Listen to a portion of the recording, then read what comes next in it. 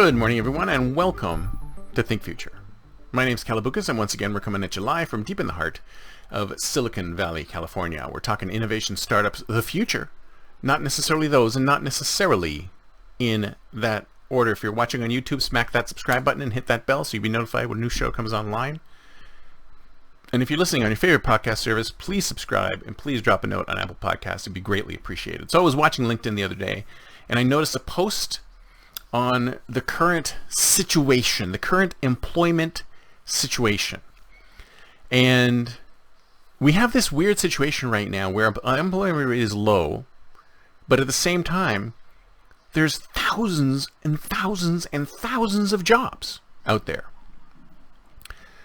So I guess one of the solutions that somebody was proposing on LinkedIn was go to the boomers. Because apparently older individuals who are either already retired or on their way to the retirement, probably 70s, 80s, let's go hire them. Let's go hire them. That was the suggestion. Let's go hire them to take on these roles that are empty. And the argument was, well, a lot of times they like to be social and they like to do something, they want to contribute and yada yada.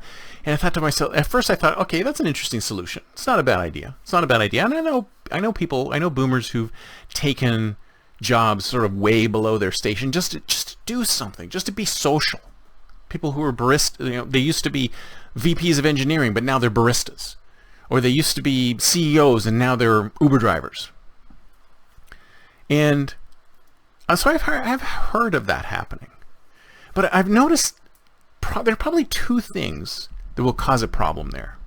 First of all, the individual in question, the boomer in question, is probably incredibly experienced. Incredibly experienced. This person could probably run the company, let alone run a barista station. He probably could run Starbucks, let alone run a barista station. He probably could run the entire division. Probably could run an entire geographic region as opposed to being a barista. So the question is, would you pay this individual what they're worth to the company? The answer is probably no. The answer is probably no, because they're too expensive. They're too expensive. They bring too much good experience to the role. And your role is for someone with a lot less experience. You've compartmentalized this job to be of someone of a specific age, of a specific experience level, a specific skill set, and you probably judge them as overqualified, so you'll knock them out. Even if they wanted the job, even if you wanted somebody up higher wanted to give them the job, you'd probably say, well, you wouldn't be happy in this role, so you're gone. That's one thing. And then the second thing, you have to look at this flip side of the coin. And I did a blog post on ageism a long time ago, and I talked about this here as well. Because you have phenomenal older individuals who can do amazing work.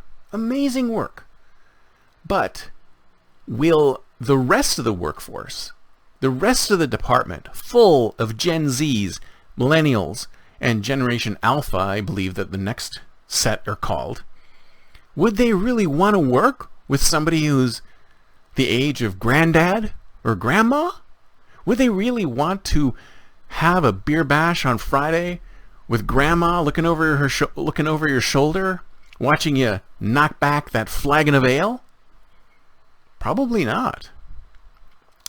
So the reality is that while it's an interesting idea, get boomers to come in and take over some of the jobs that are open, I think it'll fail on both levels. It's a lose-lose on both levels, because not only do you not pay them to the level of the experience that they have, the usefulness of their experience, at the same time, who really wants to work with grandma and grandpa? Who really wants grandma and grandpa on the team? Probably not you. That's it for me for today. See you next time, and until then, don't forget to think future.